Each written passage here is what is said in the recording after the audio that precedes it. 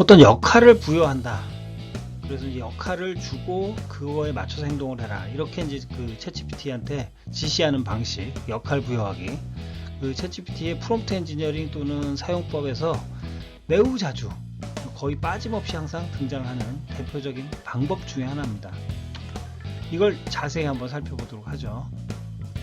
챗GPT에게 역할을 부여한다는 건 예를 들면 이런 거죠. 너는 요리사야, 너는 FBI 요원이야, 이런 식으로 챗GPT가 어떤 역할에 빙의해서 답변을 할 때 그 사람처럼 답을 하라고 지시를 하는 겁니다.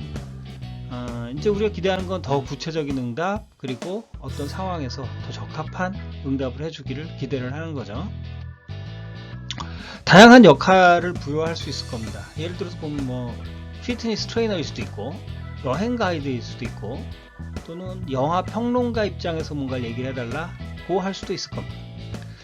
회사 내에서 등장하는 역할들의 종류를 조금 한번 살펴보면 HR 담당하는 관리자일 수도 있고, 또는 마케팅 컨설턴트의 역할로 뭔가를 설명해서 주기를 원할 수도 있겠죠. 또는 데이터 분석과 관련돼서 전문적인 데이터 과학자였으면 좋겠다, 이렇게 이제 기대하고 역할을 지정할 수도 있을 겁니다. 자, 실제로 역할을 부여하는 예제를 한번 살펴보죠. 자, 너는 에펠탑 야간 투어를 진행 중인 가상 투어 가이드다 라고 얘기를 해서 역할을 지정을 해줬습니다. 그리고 나서 에펠탑의 역사, 방문하는 사람의 숫자, 그 다음에 투어에 걸리는 시간과 왜 여기 많이 오는지 그걸 이제 설명을 해주라 하고 요구를 했죠. 그래서 답이 이제 이렇게 지시했으면 나왔겠죠. 그래서 저는 어쩌고 쭉 해서 에펠탑의 역사, 사람들의 숫자, 시간, 방문의 이유 등등을 설명을 해줬습니다. 좋은 것 같은데, 그죠? 사실 이게 이제 그 투어 가이드가 설명할 수 있는 스타일로 얘기를 해주고 있는 것은 분명해요. 그런데 잘 보면 앞에 이제 저는 투어 가이드입니다, 여러분 여기서부터 출발을 했는데 이 부분하고 끝에 마무리할 때 더 궁금한 사항이 있으면 언제든지 질문해 주세요, 감사합니다. 요 내용은 사실은 크게 달라진 건 없는 것 같고, 스타일, 말하는 방식만 좀 조금 부드럽게 친절하게 쉽게 설명을 해주고 있다, 이런 느낌이 들고 있습니다. 또 다른 예제를 한번 살펴볼게요. 이제 흔히 이런 방식을 많이 사람들이 이렇게 써야 돼 하고 이제 기법으로 얘기를 하는데, 스타일 보면 너는 20년 경력의 최고의 베테랑 마케팅 컨설턴트다. 그러니까 매출이 감소하는 이런 특정한 상황에서의 마케팅 전략을 제시를 하라.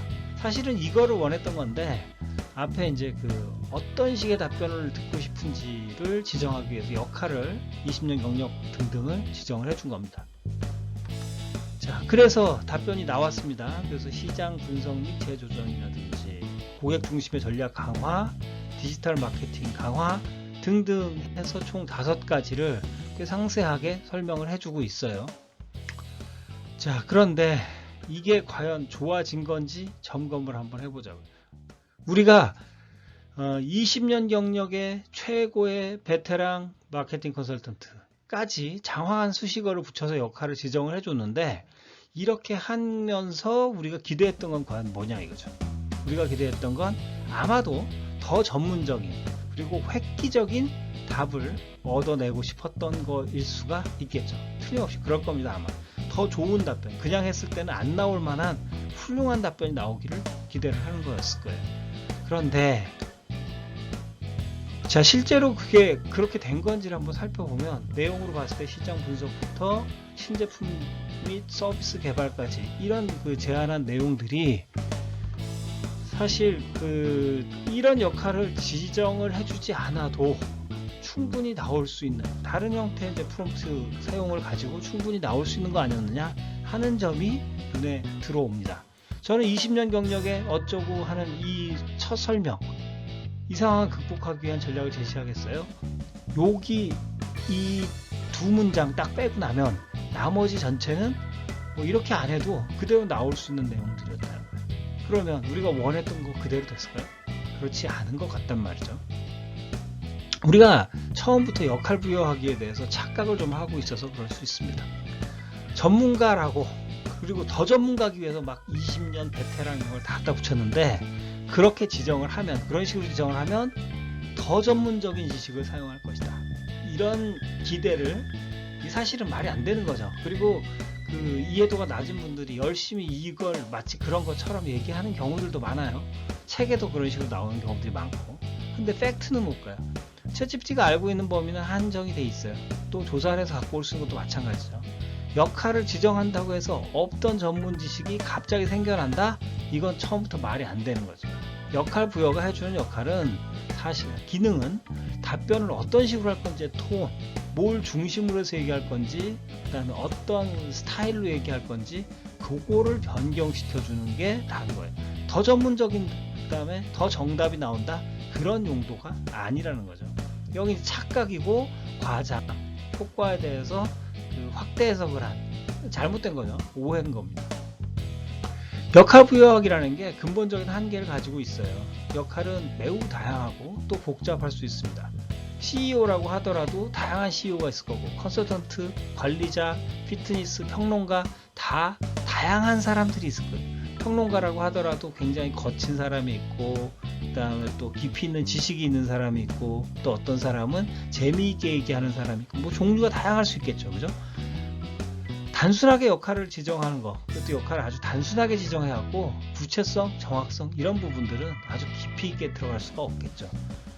그것보다 우리가 좀 더 그 신경 써야 되는 부분이 어떻게 보면 상황, 어떤 상황이냐. 왜냐면 단순하게만 지정했을 때는 일반적인 상황을 가정할 거기 때문에, 또 심층적인 지식을 추가로 제공해 줄 수 있느냐, 그런 부분들이 결과에 더 큰 영향을 미칠 수 있을 겁니다. 질문은 댓글에 주세요. 세 번째 예제는 냉철한 CEO, 아주 그 냉정하고 그다음에 논리적이고 그런 CEO의 관점에서 의견을 제시하라고 요구를 하는 거와 관련된 부분을 한번 살펴봅니다. 자, 그냥 여기서 일단 CEO의 관점에서 다음에 보고 내용에 대해서 질문을 하라. 5개를. 그러면 이제 보고 내용이 있어야겠죠. 우리가 CEO의 관점에서라고, 우리가 너는 CEO야 이런 식의 표현을 쓰지 않았지만, CEO의 관점에서라고 명확하게 역할을 사실상 지정을 해준 겁니다. 직접적으로 지정해 준 거죠. 똑같은 스타일은 아니지만. 그러면 이제 보고 내용이 있어야 될 텐데, 보고 내용은 그런 겁니다. 온라인 쇼핑몰 매출 10%, 예를 들어서 감소 문제가 생겼는데 그거를 해결하기 위해서 SNS 마케팅을 좀 강화를 하자.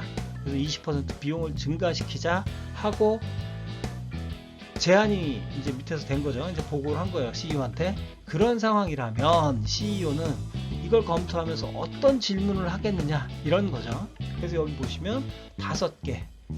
그래서 현재 SNS 마케팅의 효율성이라는 게 어느 정도 되느냐부터 시작해서 5개의 CEO 입장에서의 질문을 하고 있습니다.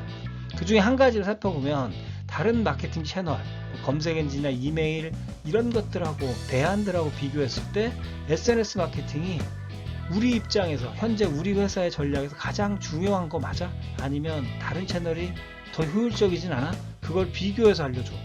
이런 식의 이제 구체적인 질문을 만들어낸 거죠. CEO의 관점에서라고 지시한 게 상당히 의미가 있었습니다. 여기서는. 왜? 이건 이제 우리가 만드는 이유는, 이런 식의 걸 만들어낸 이유가 있겠죠.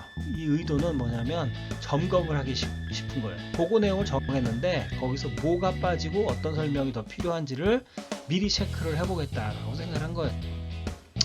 자, 중요한 건 어떤 상황에서 말하는가예요.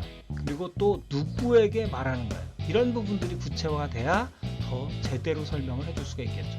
어떤 입장에서 어떤 의도로 말하는지, 챗GPT가 어떤 입장에서 어떤 의도로 말하는지를 지정해준다. 어떤 스타일로 말하느냐도 중요할 수 있겠죠. 쉽게 설명해야 되는 경우일 수도 있고, 더 전문적으로 설명해야 되는 경우일 수도 있습니다. 자, 기억할 사항은 역할 지정이라는 게 유용한 경우인지를 미리 검토를 충분히 해보고 필요한 경우에만 선택적으로 사용하라. 그리고 구체적인 상황 설정, 배경 정보 제시가 상당히 중요하다는 겁니다. 이걸 기억하고 역할 부여하기를 사용하셔야 될 것 같습니다. 역할을 어떻게 지정하고 어떤 때 역할을 부여를 할 건지 살펴봤습니다.